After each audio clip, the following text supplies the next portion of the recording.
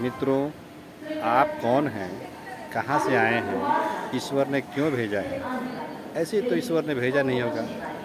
आपको विशेष कुछ उद्देश्य से भेजा होगा। आप कुछ ऐसा करें जिससे आपका नाम हो और आपकी प्रतिष्ठा बढ़े।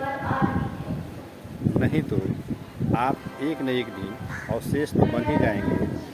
इसलिए ज़िंदगी मिली है तो कुछ विशेष करेंगे तो आपकी प्रतिष्ठा बढ़ेगी, नाम बढ़ेगी और आपकी इज्जत बढ़ेगी, देश में नाम होगा।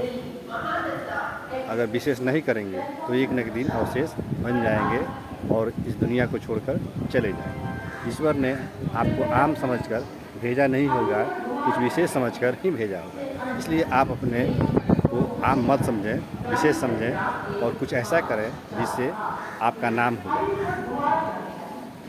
जय हिंद।